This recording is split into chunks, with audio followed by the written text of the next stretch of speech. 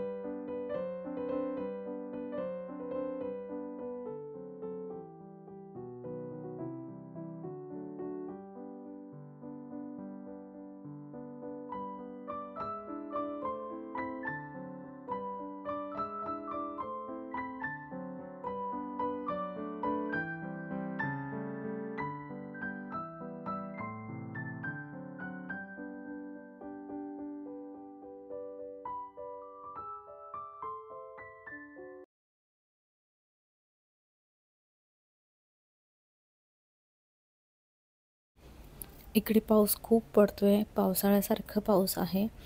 आणि हे काही कुशन कवर आहेत, सोफ्याचे कवर, हे काय आता मी धुत नाही आहे, फक्त धडी करून व्यवस्थित ठेवून देते. जेव्हा कडक ऊन पडेल तेव्हा मी ते धुवेल आणि ते हातानेच धुवावे लागतात, मशीनमध्ये नाही टाकता येत. तर आता पावसात हे व्यवस्थित सुकत नाही, त्यांना वास येतो त्यामुळे. आणि हा जो कंदील आहे ना, तो आता मी टाकून देणार आहे, कारण खराब झाला आहे त्याला. तो मळका झाला आहे, खराब म्हणजे मळका झाला आहे. तर यावर्षी आम्ही आणणार होतो, नवीन नाही आणला तर पुढच्या वर्षी आणू. आणि तो आम्ही 3-4 वर्ष झाले तोच वापरतो आहे, तर तो टाकून देणार आहे.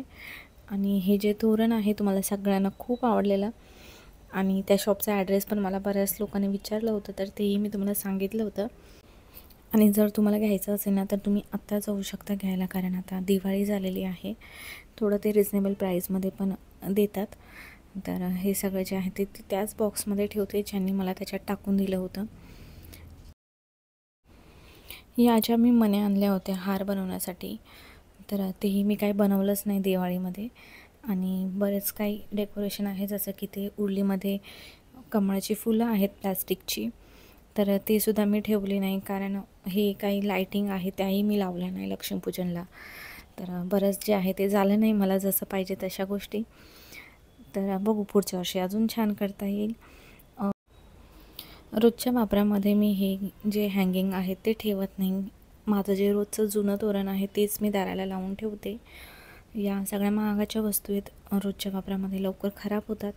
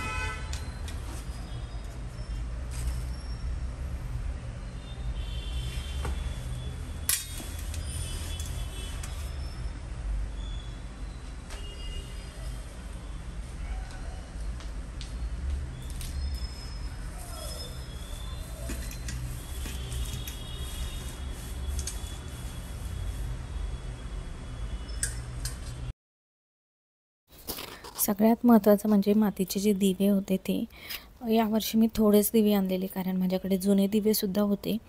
तर ते मला वापरायला काढायचे होते, पण ते काढलेच नाही मी वापरायला, त्यामुळे ते तसेच आहेत. तर जे नवीन आणले होते ते मी व्यवस्थित स्वच्छ धुवून घेतलेत, तेलाचं चिकट वगैरे असतं त्यामुळे.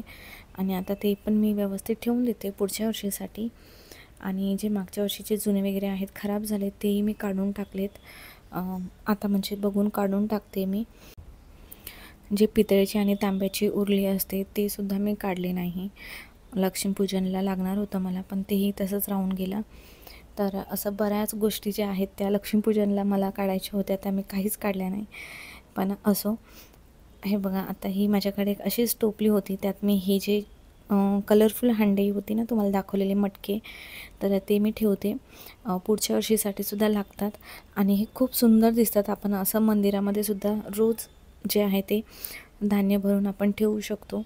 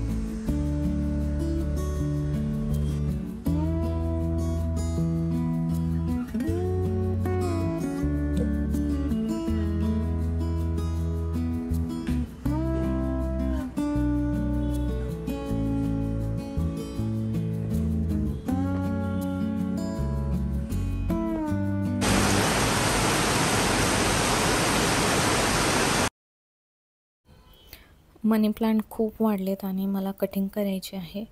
बरेच मनी प्लांट्स वाढलेत, पण आता सध्या मी जे कॉफी टेबलवर ठेवलेलं आहे तेच मी कटिंग करते. आणि सिरामिकचं जे जार होतं मिठाचं, त्याचं झाकण जे आहे ते फुटलेलं आहे, त्यामध्येच मी मनी प्लांट लावणार आहे.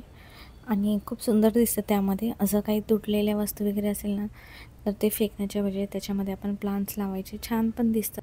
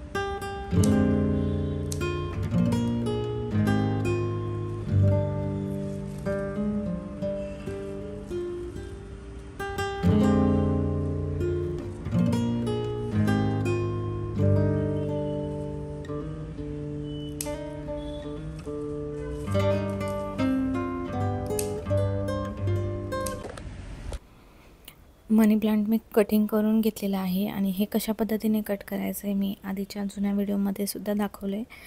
तर हे व्यवस्थित असे कटिंग करून घ्यायची आणि त्याला आहे ना दोऱ्याने किंवा सुतळीने वगैरे असं बांधून घ्यायचं आणि असा गुच्छा करून घ्यायचा.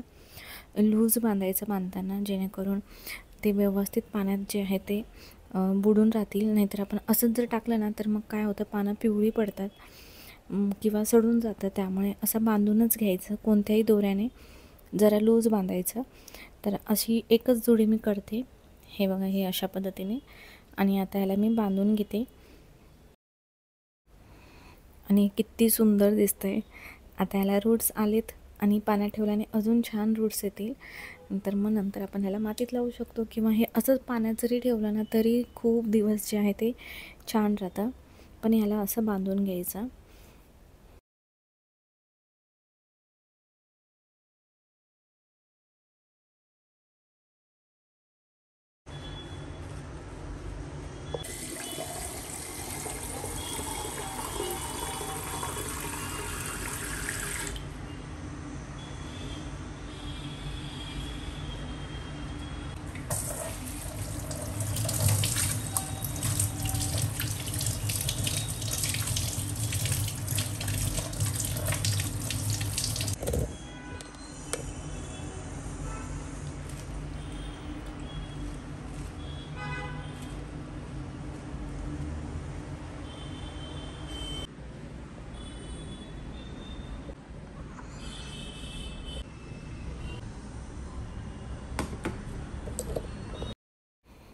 सध्या मी ह्याच्यात असंच ठेवलं आहे. एखाद्या काचेच्या जारमध्ये ठेवून जरी ठेवलं ना तर ते व्यवस्थित अजून राहील.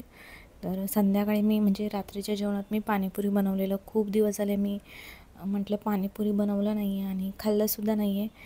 तर मी आज बनवते. मी बनवली पाणीपुरी, पण मी काही खूप जास्त खाल्ली नाही. मला म्हणजे टेस्टच आवडली नाही. चांगली झालेली, ह्यांना दोघांनाही आवडली, पण मला त्याची तेवढी टेस्ट नाही आवडली. तोंडाला चविष्ट लागेल म्हणून मी बनवली होती, पण मी जास्त काही खाल्लीच नाही. पण मला पाणीपुरी खूप आवडते, शेवपुरीपेक्षा पण जास्त पाणीपुरी. तर इथे तिखट पाणी जे आहे ते बनवून घेतलं आहे, गोड पाणी बनवलं आहे. सुकापुरीसाठी बटाटा बॉईल करून ठेवला आहे, कांदा कापून ठेवला आहे आणि रगडासुद्धा बनवून ठेवला आहे. तर बाहेर सगळं नेलं आणि टी व्ही बघत बघत तारक मेहताचं जे आहे ते फेवरेट एपिसोड लावून आम्ही पाणीपुरी खाल्ली. कसा वाटला आजचा व्हिडिओ मला नक्की सांगा आणि भेटूया अजून एका नवीन व्हिडिओमध्ये. तोपर्यंत बाय.